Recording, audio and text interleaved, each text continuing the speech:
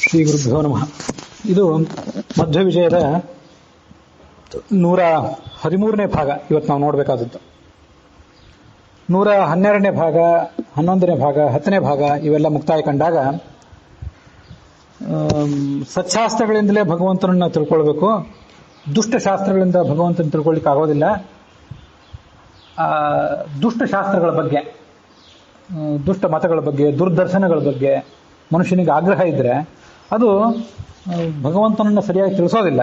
ಅಷ್ಟೇ ಅಲ್ಲದೆ ಆ ಭಗವಂತನ ಅನುಗ್ರಹ ಆಗದೇ ಇರುವ ಮೂಲಕ, ಭಗವಂತನ ಅವಗ್ರಹವೇ ಆಗುವ ಮೂಲಕ ಕೊನೆಯಿಲ್ಲದ ದುಃಖಕ್ಕೆ ಆಶ್ರಯವಾದಂತಹ ಒಂದು ಲೋಕ, ಕೆಟ್ಟ ಲೋಕ, ಅಂಧಂತಮಸ್ಸಿನಂಥ ಲೋಕ ಮನುಷ್ಯನಿಗೆ, ಆ ಜೀವನಿಗೆ ಆಗೋದು ನಿಶ್ಚಿತ ಅಂತ ಅಲ್ಲಿ ವರ್ಣನೆ ಮಾಡಿದರು ಆ 46ನೇ ಶ್ಲೋಕದಲ್ಲಿ, 15ನೇ ಸರ್ಗದ 46ನೇ ಶ್ಲೋಕ. ಹಾಗಾದ್ರೆ ದುಷ್ಟಶಾಸ್ತ್ರಗಳು ಅಂದ್ರೆ ಯಾವುವು ಅಂತನ್ನೆಲ್ಲ ನಾವು ನೋಡ್ತಾ ಬಂದ್ವಿ. ಪ್ರತಿಯೊಬ್ಬರಿಗೂ ತಮ್ಮ ತಮ್ಮ ಮತವೇ ಸರಿಯಾದ ಮತ, ಉಳಿದ ಮತಗಳೆಲ್ಲ ಸ್ವೀಕಾರಕ್ಕೆ ಅಯೋಗ್ಯವಾದ ಮತಗಳೇ, ಪ್ರತಿಯೊಬ್ಬರು ಹಾಗೆ ಭಾವಿಸ್ತಾರೆ. ಆದರೂ ಈ 15ನೇ ಸರ್ಗದಲ್ಲಿ ಬಂದಂತೆ ಬೇರೆ ಬೇರೆ ಮತಗಳ ವಿಮರ್ಶೆಯನ್ನೇನು ಆಚಾರ್ಯ ಮಾಡಿದ್ದಾರೆ ಅದನ್ನೆಲ್ಲ ನಾವು ಕೇಳ್ತಾ ಬಂದ್ವಿ. ಜೈನ, ಬೌದ್ಧ, ಸಾಂಖ್ಯ, ಯೋಗ, ನ್ಯಾಯ, ವೈಶೇಷಿಕ, ಪೂರ್ವಮೀಮಾಂಸ ಇದ್ರ ಬಗ್ಗೆ ಎಲ್ಲ ನಾವು ನೋಡಿ ಆಗಿತ್ತು ಈ ಮೊದಲೇ. ಉತ್ತರ ಮೀಮಾಂಸಾದಲ್ಲಿ ಅದ್ವೈತ, ವಿಶಿಷ್ಟಾದ್ವೈತ, ದ್ವೈತ ಅಂತ ಮೂರಿದೆ. ಅದ್ವೈತದ ಪೈಕಿ ವಿಜ್ಞಾನಾದ್ವೈತ, ಶೂನ್ಯಾದ್ವೈತ ಇವೆಲ್ಲ ಇವೇನಿಲ್ಲ, ಇವೆಲ್ಲ ಬೌದ್ಧ ಮತಕ್ಕೆ ಸಂಬಂಧಪಟ್ಟದ್ದು.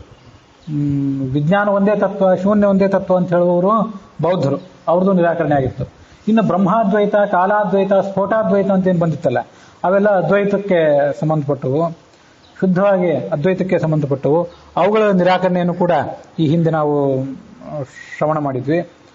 ಮತ್ತೆ ಜೈನರ, ಬೌದ್ಧರ ನಿರಾಕರಣೆ ಆದ ಬಳಿಕ ಬೌದ್ಧ ಧರ್ಮಕ್ಕೆ ಸೋದರನಂತಿರುವಂಥ ಧರ್ಮ ಅದು ಜೈನ ಧರ್ಮ, ಅದರ ವಿಮರ್ಶೆಯನ್ನು ನೋಡಿದ್ವಿ. ಮತ್ತೆ ಕಳೆದ ದಿವಸ ಕ್ರೈಸ್ತ ಧರ್ಮ ಮತ್ತು ಯಹೂದಿ ಧರ್ಮ ಅದ್ರ ಬಗ್ಗೆ ನಾವು ನೋಡಿದ್ವಿ. ಅದರದ್ದೆಲ್ಲ ಪ್ರತ್ಯೇಕವಾದ ನಿರಾಕರಣೆ ಏನಿಲ್ಲ. ಬ್ರಹ್ಮಸೂತ್ರ ಭಾಷ್ಯದಲ್ಲಿ ಆಗಲಿ, ಅನುವ್ಯಾಖ್ಯಾನ, ತತ್ವನಿರ್ಣಯ, ಗೀತಾಭಾಷ್ಯ ಇವುಗಳಲ್ಲಿ ಸಾಂಖ್ಯ, ಯೋಗ, ಪೂರ್ವಮೀಮಾಂಸ, ಬೌದ್ಧ, ಅದ್ವೈತ ಇದನ್ನು ಶಬ್ದಶಃ ಖಂಡನೆ ಮಾಡ್ತಾರೆ.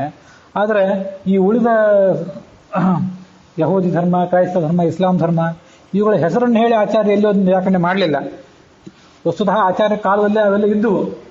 ಆಚಾರ್ಯರು 12ನೇ 13ನೇ ಶತಮಾನದಲ್ಲಿ ಜನಿಸಿದವರು.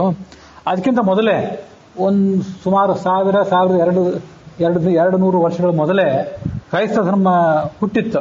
ಮತ್ತು ಕ್ರೈಸ್ತ ಧರ್ಮ ಹುಟ್ಟಿತ್ತು ಮಾತ್ರ ಅಲ್ಲ, ಅದು ದಕ್ಷಿಣ ಕನ್ನಡದಲ್ಲಿ, ಕೇರಳದಲ್ಲಿ, ಗೋವಾದಲ್ಲಿ ಬೇರು ಬಿಟ್ಟಿತ್ತು ಕೂಡ. ಈಗ 2016ನೇ ಇಸ್ವಿ ಅಲ್ವಾ, 2016 ವರ್ಷದ ಹಿಂದೆ ಕ್ರಿಸ್ತ ಹುಟ್ಟಿ ಅದನ್ನೆಲ್ಲ ಪ್ರಚಾರಕ್ಕೆ ತಂದಾಗ ಆಗಿನ ಕಾಲದಲ್ಲೇ ಕ್ರಿಸ್ತನಿಂದ ಕ್ರೈಸ್ತ ಧರ್ಮದ ಬೋಧನೆಯನ್ನು ಪಡ್ಕೊಂಡವರು ದಕ್ಷಿಣ ಕನ್ನಡದ ಕೆಲವು ಭಾಗಗಳಿಗೆ, ಗೋವಾದ ಕೆಲವು ಭಾಗ ಮತ್ತು ಕೇರಳದ ಕೆಲವು ಭಾಗಗಳಿಗೆ ಬಂದಿದ್ರು.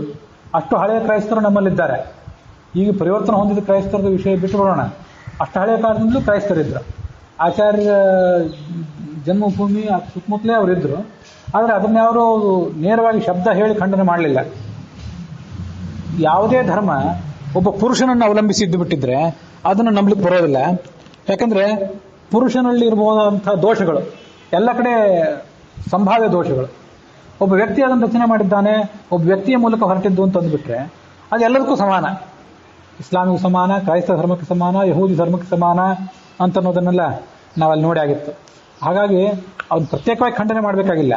ಆದರೆ ಯಹೂದಿ ಧರ್ಮದಲ್ಲಿ ಮತ್ತು ಕ್ರೈಸ್ತ ಧರ್ಮದಲ್ಲಿ ವಿಶೇಷತಃ ಸನಾತನ ಧರ್ಮದಿಂದ ತಗೊಂಡಂಥ ಅಂಶಗಳೇನಿವೆ ಅದನ್ನಷ್ಟೇ ನೋಡಬೇಕಾಗಿತ್ತು.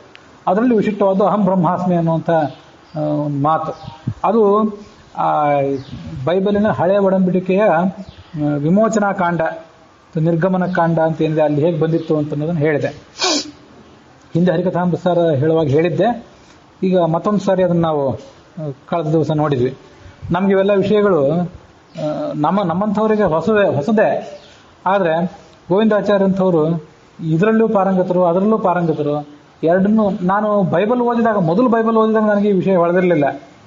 ಯಾಕಂದರೆ ಎಲ್ಲ ವಿಷಯವನ್ನು ಹೋಲಿಸಿ ಅಧ್ಯಯನ ಮಾಡಲಿಕ್ಕೆ ನಮಗೆ ಬೇಕಾದಂಥ ಅಧ್ಯಯನ ಎರಡನ್ನೂ ಓದಿರ್ಬೇಕಲ್ಲ ಪೂರ್ಣವಾಗಿ. ಮತ್ತು ಎರಡನ್ನೂ ಓದಿರಬೇಕು. ಮತ್ತು ಓದಿದ್ದು ಆ ಸಂದರ್ಭದಲ್ಲಿ ನೆನಪಿಗೆ ಬರಬೇಕು. ಹಾಗಿದ್ರೆ ಮಾತ್ರ ಹೋಲಿಸಿ ಅಧ್ಯಯನ ಮಾಡ್ಲಿಕ್ಕೆ ಸಾಧ್ಯ, ಕಂಪೇರೇಟಿವ್ ಸ್ಟಡಿ ಮಾಡ್ಲಿಕ್ಕೆ ಸಾಧ್ಯ. ಅಷ್ಟೆಲ್ಲ ಒಂದು ಸಾಧನ ಸಂಪತ್ತು ನಮ್ಮಲ್ಲಿರೋದಿಲ್ಲ. ಅದರಿಂದಾಗಿ ನಮ್ಮ ನಡುವಿನ ಅತ್ಯಂತ ದೊಡ್ಡ ವಿದ್ವಾಂಸರು, ಎಲ್ಲರಿಗೂ ಮಾರ್ಗದರ್ಶನ ಮಾಡುವಂಥವ್ರು ಇವರು, ಎಲ್ಲವನ್ನೂ ಕೂಡ ಓದಿದವರು, ಮತ್ತೆ ಆಯಾ ಧರ್ಮದ ಮತೀಯ ವಿದ್ವಾಂಸರ ಜೊತೆ ಚರ್ಚೆ ಮಾಡಿದವರು. ಹಳೆ ಒಡಂಬಡಿಕೆಯಲ್ಲಿ ಹೀಗಿದೆಯಲ್ಲ, ನಾನು ಏನಾಗಿರುವೆನೋ ನಾನು ಅದೇ ಆಗಿರುವೇನೋ ಅಂತ ಮಾತಿದೆಯಲ್ಲ, ಈ ಮಾತಿಗೆ ಏನರ್ಥ ಅಂತ ಅಮೆರಿಕದ ಪಾದ್ರಿಗಳ ಜೊತೆನೆ ಚರ್ಚೆ ಮಾಡಿದವರು ಅವರು. ಅಮೆರಿಕದ ಪಾದ್ರಿಗಳಿಗೆ ಇದು ಏನು ಉತ್ತರ ಹೇಳಬೇಕು ಅಂತ ತಿಳಿಲಿಲ್ಲ. It is something mistake, we don't know the meaning ಅಂತ ಅವ್ರು ಹೇಳಿ ಪಾರಾಗ್ಬಿಟ್ರು. I know the real meaning because I know Upanishads and I have read Bible also ಅಂತ ಈ ಮನುಷ್ಯ ಅವ್ರಿಗೆ ಉತ್ತರ ಕೊಟ್ಟಿದ್ರು. ಎಷ್ಟೋ ವರ್ಷದ ಹಿಂದೆ, 10-20-30 ವರ್ಷದ ಹಿಂದೆ. ಉಪನಿಷತ್ತು ಓದಿದ ಮನುಷ್ಯನಿಗೆ ಅಹಂ ಬ್ರಹ್ಮಾಸ್ಮಿ, ನಾನೇ ಬ್ರಹ್ಮ ಆಗಿದ್ದೇನೆ ಅಂತ ಅರ್ಥ ಅಲ್ಲ. ತತ್ವಮಸಿ ಅಂತಂದ್ರೆ ನೀನೇ ಬ್ರಹ್ಮ ಆಗಿದ್ದೆ ಅಂತ ಅರ್ಥ ಅಲ್ಲ. ಅಹಂ ಬ್ರಹ್ಮಾಸ್ಮಿ ಅಂದ್ರೆ ಅಹಂ ಅನ್ನೋದು ಬ್ರಹ್ಮನ ನಾಮ, ಬ್ರಹ್ಮ ಅನ್ನೋದು ಬ್ರಹ್ಮನ ನಾಮ, ಅಸ್ಮಿ ಅನ್ನೋದು ಬ್ರಹ್ಮನ ನಾಮ, ತತ್ ತ್ವಂ ಅಸಿ ಇವೆಲ್ಲವೂ ಭಗವಂತನ ನಾಮ ಅಂತ ಯಾವನಿಗೆ ಮಾಧ್ವ ಭಾಷ್ಯಕ್ಕನುಸಾರವಾಗಿ ಉಪನಿಷತ್ತುಗಳು ಅಧ್ಯಯನ ಆಗಿದೆ ಅಂಥವನಿಗೆ ಆ ಬೈಬಲ್ ಕೂಡ ಅರ್ಥ ಆಗ್ತದೆ ಅಂತ ಅವರು ಆ ಪಾದ್ರಿಗೆ ಹೇಳಿದವರು. ಅಂಥವರು ಗೋವಿಂದಾಚಾರ್ಯ ಅಂತ ದೊಡ್ಡ ವ್ಯಕ್ತಿಗಳು ಈಗಿನ ಕಾಲದಲ್ಲಿ ನಮಗೆ ಈ ಮಾಧ್ವ ವೇದಾಂತವನ್ನ ಒಂದು ಹೊಸ ರೀತಿಯಲ್ಲಿ ವ್ಯಾಖ್ಯಾನ ಮಾಡಿದರು. ಹೊಸ ರೀತಿಯಲ್ಲಿ ವ್ಯಾಖ್ಯಾನ ಮಾಡೋದು ಅಂದ್ರೆ ಇದ್ದ ವಿಷಯಗಳನ್ನೇ ಹೇಳೋದು. ಯಾವುದೇ ಸಂಗತಿಯನ್ನ, ಯಾವುದೇ ಶಾಸ್ತ್ರವನ್ನ ಆಯಾ ಕಾಲಕ್ಕೆ ತಕ್ಕಂತೆ ಅಪ್ಡೇಟ್ ಮಾಡಬೇಕಾಗ್ತಿರ್ತದೆ. ಆ ಕಾಲಕ್ಕೆ ತಕ್ಕಂತೆ ಮತ್ತೆ ಅದನ್ನು ಬೋಧನೆ ಮಾಡಬೇಕಾಗ್ತಿರ್ತದೆ. ಅದು ಯಾವುದೇ ಸಂಗತಿಗೂ, ಯಾವುದೇ ಶಾಸ್ತ್ರಕ್ಕೂ, ಯಾವುದೇ ಜ್ಞಾನದ ಶಾಖೆಗೂ ಅದು ಅತ್ಯಂತ ಅವಶ್ಯಕವೇ. ಅಂಥ ಕೆಲಸವನ್ನು ಮಾಡಿದವರು. ಅದಕ್ಕೆ ನಿನ್ನೆ ಅವ್ರ ಹೆಸರು ಹೇಳಲಿಕ್ಕೆ ನನಗೆ ಮರ್ತೋಗಿಬಿಟ್ಟಿತ್ತು. ಹಿಂದೆ ಹರಿಕಥಾಮೃತ ಸಾರ್ ಹೇಳುವಾಗ ಅವ್ರ ಹೆಸರು ಹೇಳಿದ್ದೆ, ಈಗ ಅದನ್ನ ನೆನಪು ಮಾಡಿದೆ ಅಷ್ಟೇ.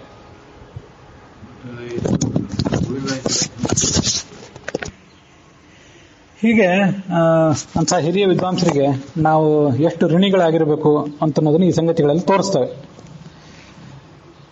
ನಿನ್ನೆ ನಾವೀಗಾಗಲೇ ಹೇಳಿದಂತೆ ಯಹೂದಿ ಧರ್ಮ ಮತ್ತು ಕ್ರೈಸ್ತ ಧರ್ಮ ಇದ್ರ ಬಗ್ಗೆ ಎಲ್ಲ ನೋಡಿ ಆಯಿತು. ಮತ್ತೆ ನಮ್ಮ ಧರ್ಮೋ ರಕ್ಷಿತ ರಕ್ಷಿತ ಅನ್ನುವಂಥ ದೊಡ್ಡ ದೊಡ್ಡ ಘೋಷವಾಕ್ಯಗಳೇನಿವೆ, ಇವೆಲ್ಲ ವಾಕ್ಯಗಳು ಕೂಡ ಬೈಬಲ್ನಲ್ಲಿ ಹೇಗೆ ಕಾಣ್ತವೆ ಅಂತನ್ನೋದನ್ನು ಕೂಡ ಕಳೆದ ದಿವಸ ನೋಡಿ ಆಯಿತು. ಹಾಗೆ ಬೇರೆ ಧರ್ಮದಲ್ಲಿ ನಮ್ಮ ಸಂಗತಿಗಳು ಏನು ಕಾಣ್ತವೆ ಅನ್ನೋದರ ಒಂದು ಜ್ಞಾನ ಏನಿದೆ, ಅದು ನಮಗೆ ನಮ್ಮ ಧರ್ಮದ ಬಗ್ಗೆ ಹೆಮ್ಮೆ ಮೂಡುವಂತ ಮಾಡಿಸ್ತದೆ. ಅದಕ್ಕಾಗಿ ಎಲ್ಲ ಅಧ್ಯಯನ ಅಷ್ಟೇ. ಇವತ್ತು ಇಸ್ಲಾಂ ಧರ್ಮದ ಬಗ್ಗೆ ನೋಡಬೇಕು. ಈ ಯಹೂದಿ ಧರ್ಮದಲ್ಲಿ ಏನು ಪುರೋಹಿತರ ಕೈವಾಡ, ಪೂಜಾರಿಗಳ ಅಸ್ತವ್ಯಸ್ತತೆ, ಅದರಿಂದ ರೋಸಿ ಹೋಗಿ ಕ್ರೈಸ್ತ ಧರ್ಮ ಹುಟ್ಟಿತ್ತು. ಅದಾದಮೇಲೆ ಕ್ರೈಸ್ತ ಧರ್ಮನೂ ಕೂಡ ಕಾಲಕ್ರಮೇಣ ಅಸ್ತವ್ಯಸ್ತವಾಗಿ ಹೋಗಿತ್ತು. ಕ್ರೈಸ್ತ ಧರ್ಮ ಈಗ 2016 ವರ್ಷದ ಹಿಂದೆ ಹುಟ್ಟಿತ್ತು. ಕ್ರಿಸ್ತ ಹುಟ್ಟಿದಾಗ ತತ್ವಜ್ಞಾನ ಆಯಿತು, ಭಾರತಕ್ಕೆ ಬಂದಿದ್ದ ಅಂತ ಕೂಡ ಒಂದು ನಂಬಿಕೆ ಇದೆ. ಮುಂದೆ ತನ್ನ ಧರ್ಮವನ್ನು ಪ್ರಚಾರ ಮಾಡಿದ. ಅವನು ಪ್ರಚಾರ ಮಾಡಿ ಒಂದು 600-700 ವರ್ಷದಲ್ಲೇ ಅದು ಸ್ವಲ್ಪ ಕಲಬೆರಕೆ ಆಗಿಬಿಟ್ಟಿತ್ತು, ಅಸ್ತವ್ಯಸ್ತ ಆಗಿಬಿಟ್ಟಿತ್ತು. ಆಗ ಅದೇ ಪ್ರದೇಶದಲ್ಲೇ ಯಹೂದಿ ಧರ್ಮ ಮತ್ತು ಕ್ರೈಸ್ತ ಧರ್ಮ ಎಲ್ಲಿ ಹುಟ್ಟಿದ್ವಲ್ಲ, ಆ ಮಧ್ಯ ಪ್ರಾಚ್ಯ ಇಸ್ರೇಲಿನ ಪ್ರದೇಶ, ಅಲ್ಲಿಯೇ ಈ ಇಸ್ಲಾಂ ಧರ್ಮನೂ ಕೂಡ ಹುಟ್ಟಿತು. ಕ್ರೈಸ್ತ ಧರ್ಮ ಮೂಲತಃ ಯಹೂದಿ ಧರ್ಮ, ಕ್ರೈಸ್ತ ಧರ್ಮ ಮತ್ತು ಇಸ್ಲಾಂ ಧರ್ಮ ಎಲ್ಲವೂ ಏಕೇಶ್ವರ ಧರ್ಮಗಳು. ದೇವರು ಒಬ್ಬನೇ ಅಂತನ್ನೋದನ್ನ ಹೇಳುವಂಥ ನಮ್ಮ ಧರ್ಮಗಳು. ಮತ್ತೆ ದೇವರನ್ನ ಕಲ್ಲು, ನೀರು, ಬೆಂಕಿ, ಸೂರ್ಯ, ಚಂದ್ರ ಇತ್ಯಾದಿ ಯಾವುದೇ ರೂಪದಲ್ಲಿ ಪೂಜೆ ಮಾಡಬಾರ್ದು, ಪೂಜೆ ಮಾಡೋದು ಅಪರಾಧ ಅಂತ ನಂಬುವಂಥ ಧರ್ಮಗಳೇ ಅವೆಲ್ಲ. ಅದು ಏನಾಗಿತ್ತು ಅಂತಂದ್ರೆ ಮುಂದೆ ಈ ಸಂತರನ್ನ, ಅವರ ಚಿತ್ರಗಳು, ಪ್ರತಿಕೃತಿಗಳು ಇದನ್ನೆಲ್ಲ ಮಾಡಿ ಪೂಜೆ ಮಾಡಲಿಕ್ಕೆ ಪ್ರಾರಂಭ ಮಾಡಿದರು. ಕ್ರೈಸ್ತ ಧರ್ಮದಲ್ಲಿ ಆ ಕ್ರಿಸ್ತನ ನಂತರ ಯಾವ್ಯಾವ ದೊಡ್ಡ ದೊಡ್ಡ ಸಂತರು ಬಂದಿದ್ರು ಅವ್ರದ್ದೆಲ್ಲ ವಿಗ್ರಹಗಳು, ಅದಕ್ಕೆ ಪೂಜೆ ಇಂಥವೆಲ್ಲ ಪ್ರಾರಂಭ ಆದವು. ಕ್ರಿಸ್ತನ ತಾಯಿ ಮೇರಿ, ಅವಳ ವಿಗ್ರಹದ ಪೂಜೆ ಇಂಥವೆಲ್ಲ ಪ್ರಾರಂಭ ಆದವು. ಇದೆಲ್ಲ ಹಳೆ ಒಡಂಬಡಿಕೆಯಲ್ಲಿ, ಬೈಬಲ್ನಲ್ಲಿ ಇವತ್ತು ಓಲ್ಡ್ ಟೆಸ್ಟಮೆಂಟ್ ಮತ್ತು ನ್ಯೂ ಟೆಸ್ಟಮೆಂಟ್, ಹಳೆ ಒಡಂಬಡಿಕೆ ಮತ್ತು ಹೊಸ ಒಡಂಬಡಿಕೆ ಅಂತ ಏನಿವೆ, ಅದರಲ್ಲಿ ಹಳೆ ಒಡಂಬಡಿಕೆಯಲ್ಲಿ ಅತ್ಯಂತ ಸ್ಪಷ್ಟವಾಗಿದೆ ಮೂರ್ತಿ ಪೂಜೆ ಮಾಡಬಾರ್ದು ಅಂತ ಹೇಳಿ. ಅದು ಯಹೂದಿಗಳಿಗೂ ಸ್ವೀಕಾರಕ್ಕೆ ಯೋಗ್ಯ, ಕ್ರೈಸ್ತರಿಗೂ ಸ್ವೀಕಾರಕ್ಕೆ ಯೋಗ್ಯ, ಇಸ್ಲಾಂದರಿಗೂ ಅದು ಸ್ವೀಕಾರಕ್ಕೆ ಯೋಗ್ಯ. ಹೀಗೆ ಈ ಎಲ್ಲ ಜನರಿಗೂ ಮೂಲ ಒಂದೇ, ಆದರೂ ಸ್ವಲ್ಪ ಆಚರಣೆಯಲ್ಲಿ ಭೇದಗಳು ಇಷ್ಟೇ. ಈ ಕ್ರೈಸ್ತ ಧರ್ಮ ಚಿತ್ರ, ಪ್ರತಿಕೃತಿ ಇವುಗಳ ಪೂಜೆ ಇದಕ್ಕೆಲ್ಲ ಹೊರಟಾಗ ಇಸ್ಲಾಂ ಧರ್ಮ ಉದಯ ಆಗುವಂಥ ಒಂದು ಸನ್ನಿವೇಶ ನಿರ್ಮಾಣ ಆಯಿತು. ಅಂಥ ಸಂದರ್ಭದಲ್ಲಿ ಈ ಈ ಒಂದು ಸುಮಾರು 1300 ವರ್ಷದ ಹಿಂದೆ ಈ ಪೈಗಂಬರ್ ಹುಟ್ಟಿದ್ರು. ಹಳೆ ಒಡಂಬಡಿಕೆಯಲ್ಲಿ ಮತ್ತು ಹೊಸ ಒಡಂಬಡಿಕೆಯಲ್ಲಿ ಎಷ್ಟೋ ಸಂಗತಿಗಳೇನು ವರ್ಣಿತ ಆಗಿವೆ.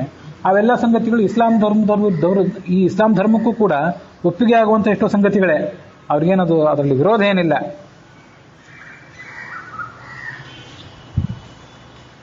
ದೇವರು ನಿನಗೆ ಈ ಧರ್ಮವನ್ನೇನು ವಿಧಾನ ಮಾಡಿದ ಅಂದ್ರೆ ನಿನಗೆ ಅಂದ್ರೆ ಪೈಗಂಬರನಿಗೆ ಇದೇ ಧರ್ಮವನ್ನ ಮೊದಲು ನೋಹ ಅಂತ ಅವನು ಯಹೂದಿ ಧರ್ಮಕ್ಕೆ ಸಂಬಂಧಪಟ್ಟವನು, ಅಬ್ರಹಾಂ ಮತ್ತು ಮೋಸೆಸ್ ಮತ್ತು ಯೇಸು ಕ್ರೈಸ್ತ ಧರ್ಮಕ್ಕೆ ಸಂಬಂಧಪಟ್ಟವ, ಅವರಿಗೂ ಇದೇ ಧರ್ಮವನ್ನು ದೇವರು ಮೊದಲು ಹೇಳಿದ್ದ. ಅದೇ ಧರ್ಮವನ್ನು ಈಗ ನಿನಗೂ ಕೂಡ ಹೇಳ್ತಿದ್ದಾನೆ ಅಂತ ಹೀಗೆ ಆ ಕುರಾನದಲ್ಲಿ ಕೆಲವು ಮಾತುಗಳು ಕಂಡು ಬರ್ತವೆ. ಇದೇನು ಹೊಸ ಧರ್ಮವನ್ನ ಹೊಸ ಸಂಗತಿಯನ್ನೇನು ದೇವರು ಪೈಗಂಬರನ ಮೂಲಕ ಹೇಳಿಸಲಿಲ್ಲ. ಈ ದೇವರು ಆಡಮ್ ಮತ್ತು ಈವ್ ಅಂತ ಇಬ್ಬರನ್ನು ಮೊದಲು ಸೃಷ್ಟಿ ಮಾಡಿದ್ದ, ಒಂದು ಗಂಡು ಒಂದು ಹೆಣ್ಣು. ಆಡಮ್ ಅಂತ ಅನ್ನೋದು ಗಂಡು, ಈವ್ ಅಂತ ಅನ್ನೋದು ಹೆಣ್ಣು. ಆಡಮ್ ಅಂದ್ರೆ ಆದಿಮಾನವ ಅಂತ ನಮ್ಮಲ್ಲಿ ನಾವು ಅದನ್ನು ವ್ಯಾಖ್ಯಾನ ಮಾಡ್ತೀವಿ ಅಂತೆಲ್ಲ ನಿನ್ನೆ ಹೇಳಿದ್ದೆ. ಈ ಜಗತ್ತಿನ ಮೊದಲನೇ ಪ್ರವಾದಿ ಅಂತಂದ್ರೆ ದೇವರ ದೂತ, ದೇವರ ಸಂದೇಶವನ್ನು ಜಗತ್ತಿಗೆ ತಲುಪಿಸುವವನು. ಅವನು ಯಾರು ಅಂದ್ರೆ ಆಡಮ್. ಇದನ್ನ ಯಹೂದಿಗಳು, ಕ್ರೈಸ್ತರು, ಮುಸಲ್ಮಾನರು ಎಲ್ಲರೂ ಒಪ್ತಾರೆ. ಇದ್ರ ಬಗ್ಗೆ ಯಾರಿಗೂ ಕೂಡ ವಿವಾದ ಇಲ್ಲವೇ ಇಲ್ಲ. ಇಂತಹ ಕೆಲವು ಸಮಾನ ಸಂಗತಿಗಳು ಮೂರೂ ಧರ್ಮದಲ್ಲೂ. ಆದರೆ ಪೈಗಂಬರರು ಕೊನೆ ದೂತರು. ಆಡಮ್ ಮೊದಲನೇ ದೂತ, ಪೈಗಂಬರರು ಕೊನೆ ದೂತರು ಮಹಮ್ಮದ್ ಪೈಗಂಬರರು. ಈ ಮಹಮ್ಮದ್ ಪೈಗಂಬರರ ನಂತರ ಇನ್ಯಾವ ದೂತ ಬರ್ಲಿಕ್ಕಿಲ್ಲ ಈ ಜಗತ್ತಿನಲ್ಲಿ. ಮುಂದೆ ಬಂದವರೆಲ್ಲ ದೂತರು ಅಲ್ಲ, ದಾಸರು ಅಲ್ಲ, ಅವ್ರು ಯಾರು ಸಂತರು ಅಲ್ಲ, ದಾರ್ಶನಿಕರು ಅಲ್ಲ ಅಂತ ಅವ್ರು ಹಾಗೆ ನಂಬ್ತಾರೆ. ಈಗ ಅವ್ರು ಬೆಳಗ್ಗೆ ಮತ್ತೆ ಮಧ್ಯಾಹ್ನ ಸಾಯಂಕಾಲ ಮಸೀದಿಯಲ್ಲಿ ನಮಾಜ್ ಮಾಡ್ತಾರಲ್ಲ, ಆ ನಮಾಜಿನಲ್ಲಿ ಬರುವಂಥದ್ದು ಇದೆಲ್ಲ ಈ ಸಂಗತಿಗಳೇ ಬರ್ತವೆ. ಅಲ್ಲಾಹು ಅಕ್ಬರ್ ಅಂದ್ರೆ ಭಗವಂತ ಒಬ್ಬನೇ ಸರ್ವೇಶ್ವರ, ಅವನನ್ನೇ ಪೂಜೆ ಮಾಡಬೇಕು. ಮಹಮ್ಮದ್ ಉಲ್ ರಸೂಲ್ ಉಲ್ಲಾ ಅಥವಾ ಇಲ್ಲ ಹೀಗೇನೋ ಹೇಳ್ತಾರೆ, ನನಗೆ ಆ ಶಬ್ದಗಳೆಲ್ಲ ಇವತ್ತು ಸ್ಮರಣೆಯಲ್ಲಿಲ್ಲ. ಮಹಮ್ಮದ್ ಒಬ್ಬನೇ ರಸೂಲ್, ಕೊನೆಯ ಪ್ರವಾದಿ. ಇನ್ನು ಆ ಮಹಮ್ಮದರ ಉದಯದ ನಂತರ, ಮಹಮ್ಮದರ ಅವತಾರದ ನಂತರ ಮತ್ತೆ ಯಾರೇ ಏನೇ ಬಂದು ದೇವರ ಮಾತು ಹೀಗೆ, ದೇವರ ಅಭಿಪ್ರಾಯ ಹೀಗೆ ಅಂತ ಶಾಸ್ತ್ರಕ್ಕೆ ವ್ಯಾಖ್ಯಾನ ಮಾಡ್ಲಿಕ್ಕೆ ಹೋದ್ರೆ ಅವ್ರನ್ನ ಯಾರು ನಂಬಬೇಡ್ರಿ, ಅವರು ಕೊನೆಯ ಪ್ರವಾದಿ ಅಂತ ಅಲ್ಲಿಗೆ ನಿಲ್ಲಿಸ್ತಾರೆ. ಮಹಮ್ಮದ್ರನ್ನು ಕೊನೆಯವರು ಅಂತ ನಂಬುತ್ತಾರೆ. ಅಬ್ರಹಾಂ ಮೊದಲಾದ ಹೆಸರುಗಳು ಅಲ್ಲೇನು ಬರ್ತಾವಲ್ಲ, ಈ ಹಳೆ ಒಡಂಬಡಿಕೆ ಹೊಸ ಒಡಂಬಡಿಕೆ ಅಲ್ಲಿರೋ ಸಂಗತಿಗಳನ್ನು ಕ್ರೈಸ್ತರು ಕೂಡ ಎಷ್ಟೋ ಒಪ್ಪೇ ಹೋಗ್ತಾರೆ. ಮತ್ತೆ ಈ ಯೇಸುವು ಕೂಡ, ಜೀಸಸ್ ಕ್ರೈಸ್ಟ್ ಏನಿದ್ದಾನೆ, ಇವನು ಕೂಡ ಒಬ್ಬ ದೇವದೂತನೇ. ಇವನ ಬಗ್ಗೆನೂ ಕೂಡ ಉಲ್ಲೇಖ ಕುರಾನ್ನಲ್ಲಿದೆ. ಹೀಗೆ ಎಷ್ಟೋ ಸಮಾನ ಅಂಶಗಳು ಅವರಲ್ಲಿ. ಮೂರೂ ಜನರು ಏಕೇಶ್ವರವಾದಿಗಳು. ಮತ್ತೆ ದೇವರನ್ನ ಯಾವುದೇ ಪ್ರತಿಕೃತಿ ರೂಪದಲ್ಲಿ ಪೂಜೆ ಮಾಡಬಾರದು. ಮತ್ತೆ ದೇವರಲ್ಲದೆ ಬೇರೆ ಯಾವುದೇ ವ್ಯಕ್ತಿಯ ವಿಗ್ರಹ ಮತ್ತೆ ಸಮಾಧಿ, ವೃಂದಾವನ ಇದ್ಯಾವುದಕ್ಕೂ ಪೂಜೆ ಮಾಡಬಾರ್ದು ಅಂತ ಅನ್ನೋರು. ಹಿಂದೂಗಳ ದೃಷ್ಟಿಯಲ್ಲಿ ಏನು ದೊಡ್ಡ ವಿಷಯ ಅಲ್ಲ, ನಾವು ವೃಂದಾವನಗಳಿಗೂ ಪೂಜೆ ಮಾಡ್ತಿರ್ತೇವೆ. ಆದ್ರೆ ಅವ್ರ ದೃಷ್ಟಿಯಲ್ಲಿ ಒಂದು ಪೂಜೆ ಮಾಡಬಾರದು. ನೀವು ಇವತ್ತಿನ ಅಥವಾ ನಿನ್ನೆ ಒಂದು ಪೇಪರ್ ನೋಡಿರ್ಬೇಕು, ಈ ಚಿಕ್ಕಮಗಳೂರಿನ ಬಾಬಾ ಬುಡನ್ಗಿರಿಯಲ್ಲಿ ಒಂದೇನು ಆರಾಧನಾ ಸ್ಥಳ ಇದೆ. ಅದು ಹಿಂದೂಗಳಿಗೂ ಮತ್ತು ಮುಸಲ್ಮಾನರಿಗೂ ವಿವಾದಕ್ಕೆ ಗ್ರಸ್ತ ಆಗಿರುವಂತಹ ಒಂದು ಜಾಗ. ಅಲ್ಲಿ ಒಬ್ಬ ಮುಸಲ್ಮಾನರು ನಿನ್ನೆ ಅಥವಾ ಇವತ್ತು ಒಂದು ಹೇಳಿಕೆ ಕೊಟ್ಟಿದ್ದಾರೆ. ಈ ಅಲ್ಲಿರುವಂತಹ ದರ್ಗಾ ಇದೆಯಲ್ಲ, ಆ ಮುಸಲ್ಮಾನರ ಸಮಾಧಿ, ಒಬ್ಬ ಯಾವ ಸಂತನ ಸಮಾಧಿ, ಅದನ್ನು ಪೂಜೆ ಮಾಡ್ತಾರೆ ಈ ಮುಸಲ್ಮಾನರು. ಆದ್ರೆ ಮುಸಲ್ಮಾನ ಧರ್ಮದ ಪ್ರಕಾರ ಆ ಗೋರಿಗಳನ್ನ, ಸಮಾಧಿಗಳನ್ನ ಪೂಜೆ ಮಾಡೋದು ನಿಷಿದ್ಧ. ಆದ್ರಿಂದ ನಮಗದು ಬೇಡ, ಅದು ಹಿಂದೂಗಳಿಗೆ ಕೊಟ್ಟು ಬಿಡ್ರಿ, ಅವ್ರೇನಾದ್ರು ಮಾಡ್ಲಿ, ಅವ್ರ ಧರ್ಮಕ್ಕನುಸಾರವಾಗಿ ಪೂಜಾರ ಮಾಡಲಿ, ಮತ್ತೇನಾದ್ರು ಮಾಡಲಿ. ಅವ್ರು ಈ ದರ್ಗಾಗಳಿಗೆಲ್ಲ ಪೂಜೆ ಮಾಡೋದು ಇಸ್ಲಾಂ ಧರ್ಮಕ್ಕನುಸಾರವಾಗಿ ನಿಷಿದ್ಧ. ಅದನ್ನ ಮಾಡಬೇಡ್ರಿ. ಯಾರಿಗಾರು ಹರಕೆ ಹೊರೋದು, ದೇವರನ್ನು ಬಿಟ್ಟು ಮತ್ತೆ ಯಾರಿಗಾರು ಹರಕೆ ಹೊರೋದು, ಅವನಿಗೆ ಅಡ್ಡ ಬೀಳೋದು, ಅದಕ್ಕೆ ಅಲಂಕಾರ ಮಾಡೋದು, ಚಿನ್ನ, ಬೆಳ್ಳಿ, ರೇಷ್ಮೆ ಇಂಥದನ್ನೆಲ್ಲ ಅಲ್ಲಿ ಹೋಗಿ ಕಾಣಿಕೆ ಕೊಡೋದು, ಇದೆಲ್ಲ ತಪ್ಪು. ಇದನ್ನು ಮಾಡಬೇಡ್ರಿ. ಆದ್ರಿಂದ ನಮಗ ಆ ಬೆಟ್ಟ ಬಾಬಾ ಬುಡನ್ ಗಿರಿಯೂ ಬೇಡ, ಅಲ್ಲಿ ಸಮಾಧಿ ಸ್ಥಳವೂ ಬೇಡ, ಅದನ್ನ ಅವ್ರಿಗೆ ಕೊಟ್ಟು ಬಿಡ್ರಿ ಅಂತ ಒಬ್ಬ ಪ್ರಜ್ಞಾವಂತ ಮುಸಲ್ಮಾನ, ಅವರು ಯಾವುದೋ ಒಂದು ಸಂಸ್ಥೆಯ ಉಪಾಧ್ಯಕ್ಷ, ಅವರು ಹೇಳಿಕೆ ಕೊಟ್ಟಿದ್ದು ನಿನ್ನೆ ಅಥವಾ ಇವತ್ತಿನ ಯಾವುದೋ ಪೇಪರ್ನಲ್ಲಿದೆ. ವಸ್ತುತಃ ಇಸ್ಲಾಂ ಧರ್ಮ ಬೇರೆಯವರಿಗಂತೂ ಗೊತ್ತಿಲ್ಲ ಬಿಡ್ರಿ, ಅದನ್ನು ಓದಿರೋದೇ ಇಲ್ಲ ಅವರು. ಎಷ್ಟೋ ಜನ ಮುಸಲ್ಮಾನರಿಗೂ ಕೂಡ ವಸ್ತುತಃ ಏನು ಇಸ್ಲಾಂ ಧರ್ಮ ಅಂತ ಅನ್ನೋದು ಸರಿಯಾಗಿ ಗೊತ್ತಿಲ್ಲ. ಆದರೆ ಆ ಇಸ್ಲಾಂ ಧರ್ಮದ ನಿಜವಾದ ಸಂಗತಿಗಳನ್ನು ತಿಳಿಸ್ಲಿಕ್ಕಾಗಿ ಎಷ್ಟೋ ಪುಸ್ತಕಗಳಿವೆ. ಆ ಪುಸ್ತಕಗಳನ್ನ ಅವರು ಉಚಿತವಾಗಿ ಹಂಚುತ್ತಾರೆ. ಕೆಲವು ಪುಸ್ತಕಗಳನ್ನ ನೀವು ಪೋಸ್ಟ್ ಮಾಡ್ತಾರೆ, ನೀವು ಅದನ್ನು ಓದಿ ಮತ್ತೆ ಅವ್ರಿಗೆ ಪೋಸ್ಟ್ ಮಾಡಬೇಕು. ಅದಕ್ಕೊಂದು ಕವರು ಕೂಡ ಕೊಟ್ಟು ಕಳಿಸ್ತಾರೆ. ಹಾಗೆ ಇಸ್ಲಾಂ ಧರ್ಮದ ಬಗ್ಗೆ ಸರಿಯಾದ ತಿಳುವಳಿಕೆಯನ್ನು ಕೊಡ್ಲಿಕ್ಕಾಗಿ ಬೇಕಾದಷ್ಟು ಪ್ರಯತ್ನ ಅವರು ಕೂಡ ಮಾಡ್ತಾರೆ. ಅದೇನ್ ಮಾಡೋದು, ಯಾವ ಧರ್ಮದಲ್ಲೇ ಆದರೂ ಸರಿಯಾದ ತಿಳುವಳಿಕೆ ಕೊಡ್ತೀವಿ ಅಂತ ಒಬ್ರು ಇದ್ರೆ, ತಪ್ಪು ತಿಳುವಳಿಕೆ ಕೊಡ್ತೀವಿ ಅಂತ 10 ಮಂದಿ ಇರ್ತಾರೆ. ಈ ಜಗತ್ತಿನಲ್ಲಿ ಎಲ್ಲಿ ಹೋದ್ರೂ ಇದ್ದಿದ್ದೆ. ಮತ್ತೆ ಇಡೀ ಖುರಾನನ್ನೆಲ್ಲ ಓದಿ ನೋಡಿದ್ರು ಕೂಡ ಕೆಲವು ಕಡೆ ನಿನ್ನ ಶತ್ರುಗಳನ್ನು ದಮನ ಮಾಡಿಬಿಡು, ತಲೆ ಕತ್ತರಿಸಿಬಿಡು, ಇಂಥವೆಲ್ಲ ಮಾತುಗಳು ಕೇಳ್ತಾವ. ಹೌದು, ಅದನ್ನೆಲ್ಲ ಒಬ್ಬ ಪ್ರಜ್ಞಾವಂತನಾದ ಮುಸಲ್ಮಾನ ಇದ್ರೆ, ವಿವೇಕಿಯಾದ ಮುಸಲ್ಮಾನ, ಅಲ್ಲಿ ಶತ್ರುಗಳು ತಲೆ ಕತ್ತರಿಸಬೇಕಾದ ಶತ್ರುಗಳು ಅಂದ್ರೆ ಅಂತಃಶತ್ರುಗಳು, ಭಾಷೆ ಶತ್ರುಗಳಲ್ಲ ಅಂತ ಅದಕ್ಕೆ ಸರಿಯಾಗಿ ವ್ಯಾಖ್ಯಾನ ಮಾಡಿಕೊಂಡು ಜಗತ್ತಿನ ಶಾಂತಿಗೆ ಅನುಸಾರವಾಗಿ ಬದುಕಲಿಕ್ಕೊಂದು ಅವಕಾಶ ಇದೆ. ಆದ್ರೆ ಅವರನ್ನ ಭಾಷೆ ಶತ್ರುಗಳು ಅಂತ ತಿಳ್ಕೊಂಡು ಇವ್ರನ್ನೆಲ್ಲ ಓಡಿಸಿ ಬಿಡಬೇಕು, ಇವ್ರನ್ನೆಲ್ಲ ತಲೆ ಕತ್ತರಿಸಿ ಬಿಡಬೇಕು ಅಂತ ಅವರು ಅದಕ್ಕೆ ವ್ಯಾಖ್ಯಾನ ಮಾಡ್ತಾರೆ. ಈ ಬಲ ಪ್ರಯೋಗದಿಂದ ಇಸ್ಲಾಮನ ಸ್ಥಾಪನೆ ಮಾಡೋದು ಇದೆಲ್ಲವೂ ಕೂಡ ಇಸ್ಲಾಮಿಗೆ ವಿರುದ್ಧ ಅಂತ ಅನ್ನೋದ್ರ ಬಗ್ಗೆ ಬೇಕಾದಷ್ಟು ಉಲ್ಲೇಖಗಳು ಕುರಾನ್ನಲ್ಲೇ ಕಾಣಿಸ್ತವೆ. ಆದರೆ ಕೆಲವು ಅದಕ್ಕೆ ವಿರುದ್ಧವಾಗಿಯೂ ಮಾತು ಕಾಣಿಸ್ತವೆ. ವ್ಯಕ್ತಿ ವಸ್ತುತಃ ದುಷ್ಟನಾದ್ರೆ, ಮೂರ್ಖನಾದ್ರೆ, ಅವನಿಗೆ ಒಂದು ಸಣ್ಣ ಮಾತು ಯಾವುದೋ ಅವನ ದುಷ್ಟತನವನ್ನು ಪ್ರಚೋದಿಸಲಿಕ್ಕೆ ಸಾಕು. ಅವನಿಗೆ ಅಂತ 100 ಮಾತುಗಳು ಇದ್ರೆ ಅದರಿಂದ ಏನು ಉಪಯೋಗ ಇಲ್ಲ. 100 ಒಳ್ಳೆ ಮಾತು ಕೂಡ ಅವನ ಮೇಲೆ ಪರಿಣಾಮ ಬೀರೋದಿಲ್ಲ. ಯಾವುದೋ ಒಂದು ಕೆಟ್ಟತನವನ್ನು ಪ್ರಚೋದಿಸುವಂತ ಒಂದು ಮಾತು ಇವ್ರ ಮೇಲೆ ಪರಿಣಾಮ ಬೀರಿ ಅವ್ರನ್ನ ಉಗ್ರಗಾಮಿಗಳನ್ನಾಗಿ ಮಾಡಿಬಿಡ್ತದೆ. ಇದು ಗೊತ್ತಿರಬೇಕು. ತಾವು ಕುರಾನ್ನಲ್ಲಿ ಎಷ್ಟೋ ವಿವಾದಾಸ್ಪದ ವಾಕ್ಯಗಳು ಮತ್ತೆ ವಿವಾದಕ್ಕೆ ಅವಕಾಶ ಇಲ್ಲದಂತೆ ಸ್ಪಷ್ಟವಾಗಿ ವಿಶ್ವದ ಶಾಂತಿಯನ್ನು ಹೇಳುವಂತಹ ಮಾತುಗಳು ಎಲ್ಲ ಕಂಡು ಬರ್ತವೆ. ಆದರೂ ತಗೊಳ್ಳೋರು ತಮ್ಮ ದೃಷ್ಟಿಗೆ ತಕ್ಕಂತೆ ಅದನ್ನು ತಗೊಳ್ತಾರೆ.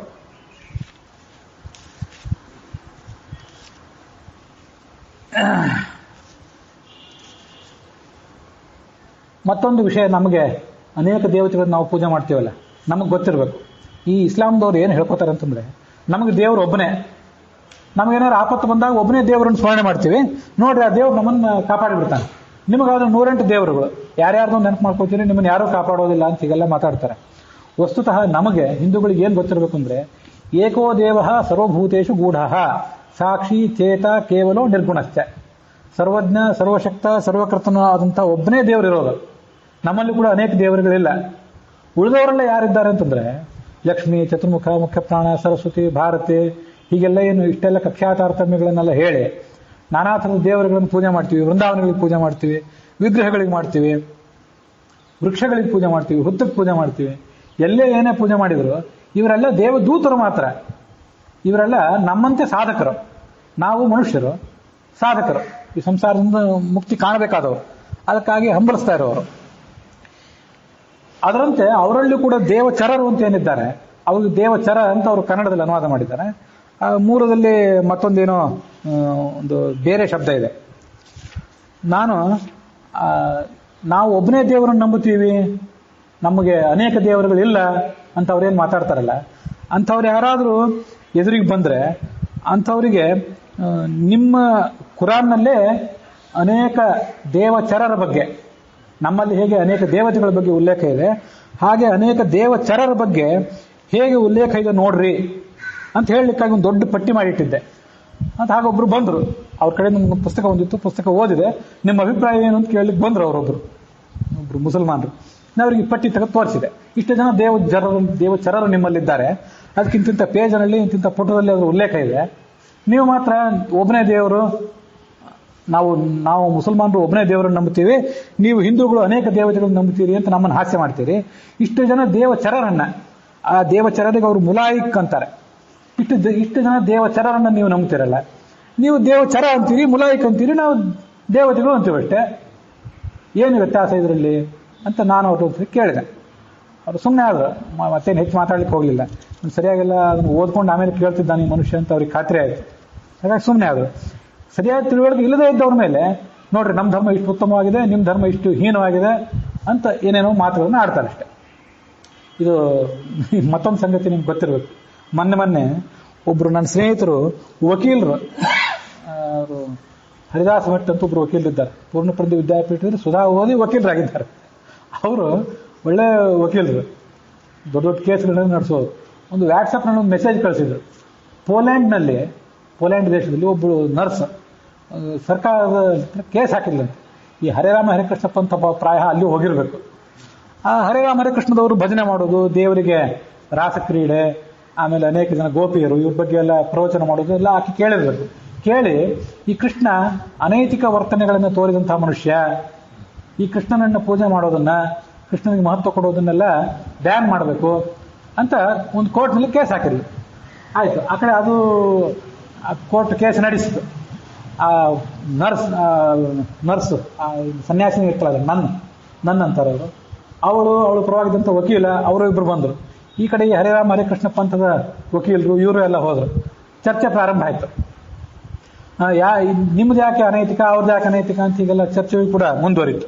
ಯಾವ್ದು ನೈತಿಕ ಯಾವ್ದು ಅನೈತಿಕ ಚರ್ಚೆ ಮುಂದುವರೆದಾಗ ಈ ಕಡೆ ವಕೀಲರು, ಈ ಹರಿರಾಮ ಹರೇ ಕೃಷ್ಣ ಪಂಥದ ವಕೀಲರು ಆ ಕಡೆ ವಕೀಲರನ್ನ ಮತ್ತು ಆ ಸನ್ಯಾಸಿನಿಯನ್ನು ಕೇಳಿದರು, ನೀವು ಸನ್ಯಾಸಿನಿ ಆಗುವಾಗ ಒಂದೇನೋ ಪ್ರತಿಜ್ಞಾ ವಿಧಿ ಸ್ವೀಕಾರ ಮಾಡಿರ್ತೀರಲ್ಲ, ಆ ಪ್ರತಿಜ್ಞಾ ಸ್ವೀಕಾರದ ವಿಧಿ ಏನು ಗುಪ್ತವಾಗಿ ಸ್ವೀಕಾರ ಮಾಡಿರ್ತೀರ, ಅದನ್ನ ಸ್ವಲ್ಪ ಇಲ್ಲಿ ಗಟ್ಟಿಯಾಗಿ ನೀವು ಹೇಳಬೇಕು ಕೋರ್ಟ್ನಲ್ಲಿ ಅಂತ ಈ ಕಡೆ ವಕೀಲ ಅವ್ರಿಗೆ ಸವಾಲ್ ಹಾಕಿದ. ಆ ಸನ್ಯಾಸಿನಿಗೆ ಹೇಳಲಿಕ್ಕೆ ಆಗಲಿಲ್ಲ. ಆಮೇಲೆ ನ್ಯಾಯಾಧೀಶ ಕೇಳಿದೆ, ಆಯ್ತು ಅವಳಿಗೆ ಹೇಳಲಿಕ್ಕೆ ಆಗಲಿಲ್ಲ ಸನ್ಯಾಸಿನಿಗೆ, ನೀವು ಅವ್ರು ಹೇಳ್ರಿ ನಿಮ್ಮ ಕಡೆ ವಕೀಲರು ಅಂತ ಇವ್ರು ಕೇಳಿದ. ಈ ಕಡೆ ವಕೀಲರು ಏನು ಮಾಡಿದ್ರು ಅಂದರೆ, ಇವ್ರಿಗೆ ಸೇರಿಗೆ ಸವಾ ಸೇರು ಅನ್ನುವಂತೆ, ಈ ನೋಡ್ರಿ ನಮ್ಮ ಕೃಷ್ಣ 16,108 ಜನ ಸ್ತ್ರೀಯರನ್ನು ಮದುವೆ ಆದ, ಅದರಿಂದ ಅನೈತಿಕ ಅಂತ ನೀವು ಅಂತಿರಲ್ಲ, ಈ ನನ್ಗಳು ಸನ್ಯಾಸಿನಿಯರು ನನ್ನ ಆಗುವಾಗ ಸನ್ಯಾಸಿನಿ ಆಗಬೇಕು ಅಂತ ಪ್ರತಿಜ್ಞಾ ಸ್ವೀಕಾರ ಮಾಡುವಾಗ ಏನು ಪ್ರತಿಜ್ಞೆ ಮಾಡಿರ್ತಾರೆ ಅಂದರೆ, ನಾವು ಜೀಸಸ್ ಕ್ರೈಸ್ತ ಒಬ್ಬನಿಗೆ ಪತ್ನಿಯರು, ಇನ್ಯಾರಿಗೂ ಅಲ್ಲ ಅಂತ ಪ್ರತಿಜ್ಞೆ ಮಾಡಿರ್ತಾರೆ.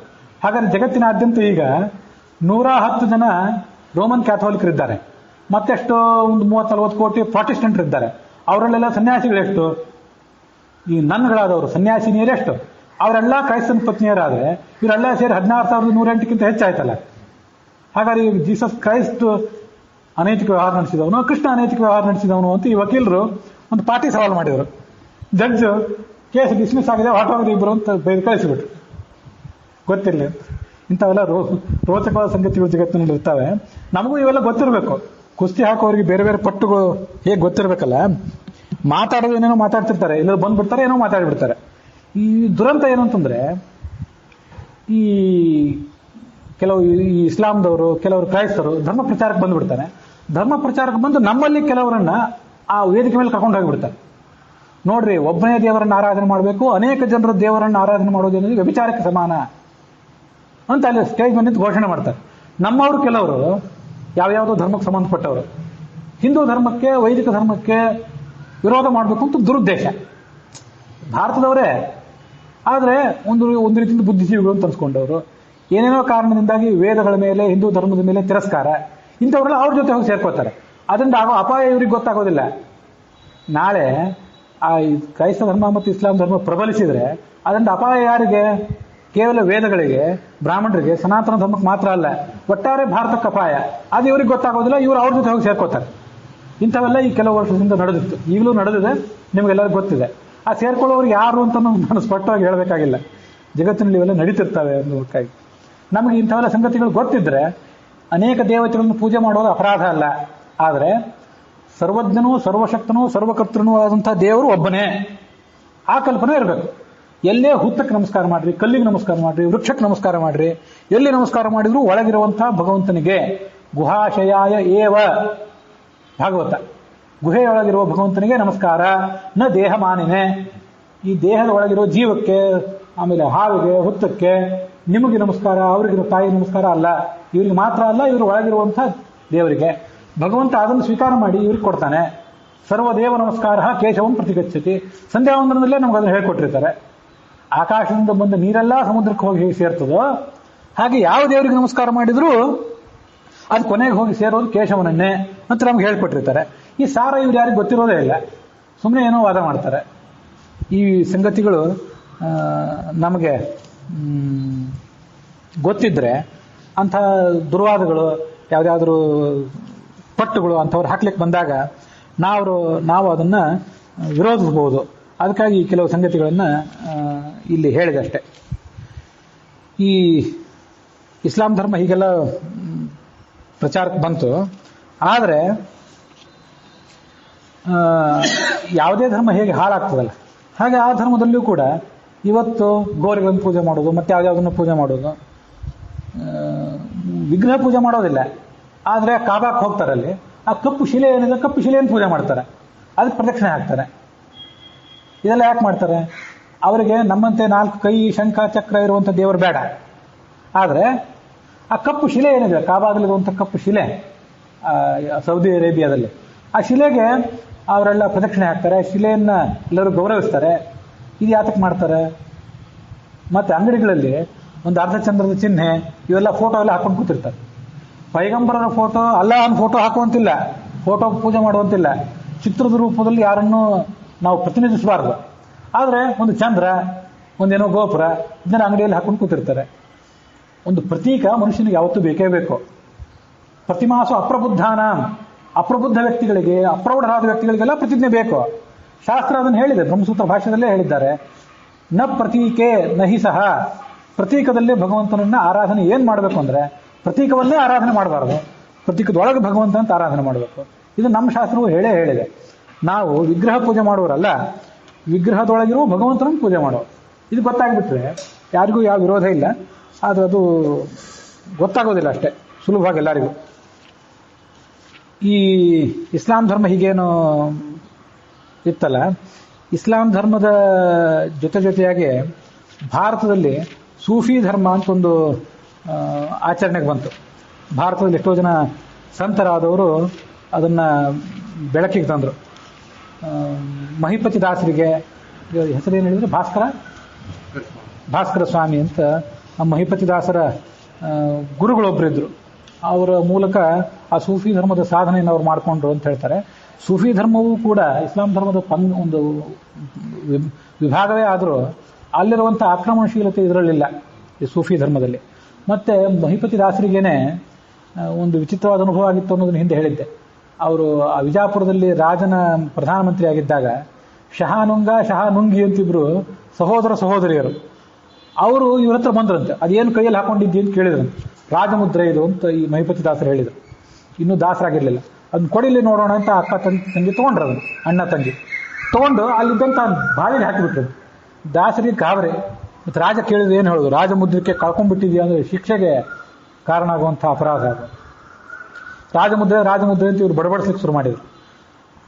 ಆಯ್ತು, ಆ ಶಹಾನುಂಗ ಅಣ್ಣ ಆ ಶಹಾನುಂಗಿಗೆ ಹೇಳಿದ್ನಂತೆ, ಆ ಬಾವಿಯಲ್ಲಿ ಇಳಿ ತೊಗೊಂಬಾದನ್ನು ಹೋಗಿ ಅಂತ. ಅವಳು ಒಳಗೆ ಇಳಿದು ಒಂದು ಬುಟ್ಟಿ ರಾಜಮುದ್ರೆ ತೊಗೊಂಬಂದ್ಲು. ತಗೋ ನಿಂದು ಯಾವುದು ತಗೋ ಅದನ್ನು. ಹೀಗೆ ಒಂದು ಆ ಮಹಿಪತಿ ದಾಸರ ಕಥಾದಲ್ಲಿ ಒಂದು ಕೇಳ್ತೇವೆ ನಾವು. ಹೀಗೆ ಸೂಫಿ ಧರ್ಮ ಅಂತ ಅನ್ನೋದು ಅನುಭವ, ಅದನ್ನು ಹೆಚ್ಚು ಆಧರಿಸಿರುವಂಥ ಒಂದು ಧರ್ಮ, ಭಾರತದಲ್ಲಿ ಬೆಳೆದು ಬಂದಂಥ ಒಂದು ಧರ್ಮ. ಸೂಫಿ ಅಂತಂದರೆ ಉಣ್ಣೆ ಅಂತ ಅರ್ಥ. ಮೂಲದಲ್ಲಿ ಉಣ್ಣೆ ವಸ್ತ್ರವನ್ನು ಆ ಸಂತರು, ಅದು ನಂಬುವವರು ಹಾಕೊಳ್ತಿದ್ರು. ಉಣ್ಣೆ ವಸ್ತ್ರ ಹಾಕೊಳ್ಳೋದು ಧಾಬಳಿ ಹಾಕೊಳ್ಳೋದು ಅಂತ ಅರ್ಥ. ಧಾಬಳಿ ಅನ್ನೋದು ಪವಿತ್ರವಾದ್ದು, ಬೇಗ ಹೊಲಸಾಗೋದಿಲ್ಲ. ಹತ್ತಿ ಬಟ್ಟೆ ಹೇಗೆ ಬೇಗ ಹೊಲಸಾಗ್ತದೆ ಹಾಗೆ ಧಾಬಳಿ ಹೊಲಸಾಗೋದಿಲ್ಲ. ಹಾಗೆ ಧಾಬಳಿ ಅಂತ ಅನ್ನೋದು ಹೇಗೆ ಮಡಿ, ಶುದ್ಧತೆ, ಸರಳತೆಗೆ ಸಂಕೇತನೋ ಹಾಗೆ ಸೂಫಿ ಅನ್ನೋದು ಕೂಡ ಅಂತ ನನಗೊಂದು ಕಡೆ ನೋಡಿದ ನೆನಪಿದೆ. ಹೀಗೆ ಇಸ್ಲಾಂ ಧರ್ಮ ಮತ್ತು ಸೂಫಿ ಧರ್ಮ ಅಲ್ಲಿರುವಂಥ ಏಕೇಶ್ವರವಾದ ಅದೆಲ್ಲ ಸರಿಯಾಗಿ ಅವರಿಗೆ ಅರ್ಥ ಆಗಲಿಲ್ಲ. ನಮ್ಮಲ್ಲೂ ಏಕೇಶ್ವರವಾದ ಇದ್ದೇ ಇದೆ. ಉಪನಿಷತ್ತುಗಳು, ವೇದಗಳು ಅದನ್ನು ಸ್ಪಷ್ಟವಾಗಿ ಹೇಳೇ ಇವೆ. ಪ್ರತೀಕ ಪೂಜೆಗಳ ಬಗ್ಗೆ ಕೂಡ ಹೇಳಿದ್ದಾರೆ. ಪ್ರತೀಕದನ್ನೇ ಪೂಜೆ ಅಂತ ಮಾಡಬಾರ್ದು, ಪ್ರತೀಕವೇ ಭಗವಂತ ಅಲ್ಲ, ಪ್ರತೀಕದೊಳಗೆ ಭಗವಂತ ಅಂತ ಮಾಡಬೇಕು ಅನ್ನೋದನ್ನು ಹೇಳಿದ್ದಾರೆ. ಇವೆಲ್ಲ ಸಂಗತಿಗಳನ್ನ ತಿಳ್ಕೊಂಡಿದ್ರೆ ನಮಗೆ ನಮ್ಮ ಧರ್ಮದ ಒಂದು ಶ್ರದ್ಧೆ ಸಡಿಲಾಗೋದಿಲ್ಲ. ಇಲ್ಲದೆ ಹೋದರೆ ಕ್ಷುಲ್ಲಕ ಕಾರಣಕ್ಕಾಗಿ ಮತಾಂತರ ಹೋಗಿಬಿಡೋದು, ಮತ್ತೊಂದೇನೋ ಅವಘಡಗಳು ಇಂಥವೆಲ್ಲ ನಡೆದು ಹೋಗೋ ಸಾಧ್ಯತೆ ಇದೆ. ನಮ್ಮ ಧರ್ಮದ ಬಗ್ಗೆ ಮತ್ತು ಪರರ ಧರ್ಮದ ಬಗ್ಗೆ ಸರಿಯಾದ ಜ್ಞಾನ ಇರಬೇಕು. ಮತ್ತು ಮತಾಂತರ ಹೋಗೋದ್ರ ಬಗ್ಗೆ ಒಂದು ಇತಿಮಿತಿ ಏನು ಅಂತ ಗೊತ್ತಿರಬೇಕು. ಇದೆಲ್ಲ ಗೊತ್ತಿದ್ದರೆ ನಮಗೆ ಯಾವುದೇ ಅಪಾಯ ಇಲ್ಲ ಅಂತ ನಾವು ಈ ಮೂಲಕ ಮನಗಾಣಬಹುದು. ಅಲ್ಲಿಗೆ ಇವತ್ತಿನ ಈ ಭಾಗ ಸಮಾಪ್ತಿಯನ್ನು ಕಂಡಿದೆ.